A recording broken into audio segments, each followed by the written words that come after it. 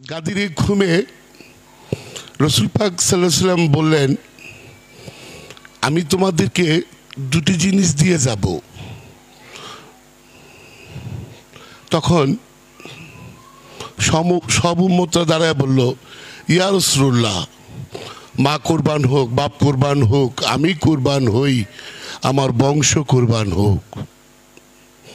সেই দুটি জিনিস কি?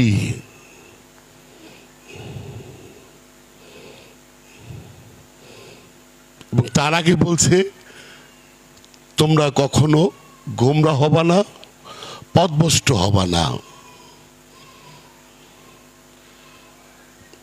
বুঝতে পারছো? তখন বলল, আমার মেসেজটা এই জায়গাতে আপনারা খুব ভালো করে লক্ষ্য করবেন। উনি বললেন, আমি তোমাদের জন্য আল কিতাব রেখে গেলাম, আর রেখে গেলাম ইতরাত, যেটাকে বলে আহলে বায়াত, তার বংশ। বাহ, ভালো কথা। তা আমরা আগে আল কিতাবটা বুঝি, ইতরাত তো নবীর বংশ বুঝছি। তারা হইল যে বাবা আমার বাজান বলল, তারা হইল পবিত্র। তারা এত পবিত্র, তাদের দেখলে আমরা পবিত্র হয়ে যাই যদি মনে প্রাণে তাদেরকে ধারণ করি। তারা এমন পবিত্র, বুঝছ?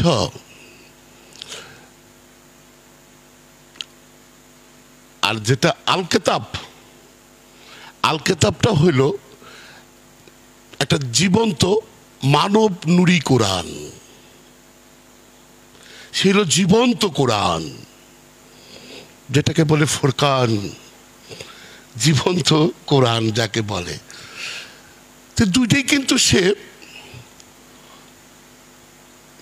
আল্লাহর ওলি রেখে গেছে।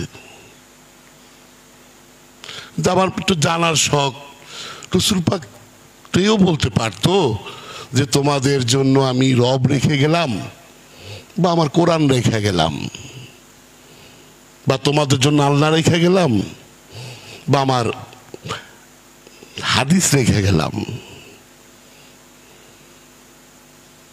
বা আমার সুন্নত রেখে গেলাম। সে কিন্তু এগুলি একটাও বলে। রবের কথা বলছে যে তোমাদের জন্য রব রেখে গেলাম, বা তোমাদের জন্য আল্লাহ রেখে গেলাম, একটাও বলে নাই। বলছে বাবা, তাহলে কি বললো? আল কিতাব আর ইতরাত, নবীর বংশ যারা পাক পাঞ্চাতন, আহলে বায়াত। আর যেটা আল কিতাব,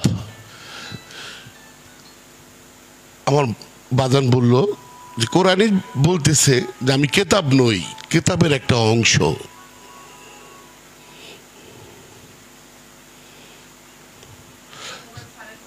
আমার মেসেজটা কি আপনারা বুঝছেন? আমি আরেকবার বলি, আল্লাহ বলছে আল কিতাব রেখে গেলাম আর ইতরাত রেখে গেলাম। এখানে কিন্তু উনি বলে না আমি তোমাদের জন্য রব রেখে গেলাম,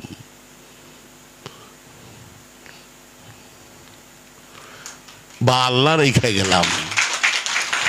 উনি কিন্তু বলছে কেতাব। এবং কোরআন যদি ভালো করে সবাই একটু গবেষণা করে পড়ে, দেখবেন যে প্রত্যেক নবীকে কেতাব দিছেন। বুঝছেন? ওই কেতাবের জ্ঞান তার মধ্যে, আর ওটা তো সবার জন্য না।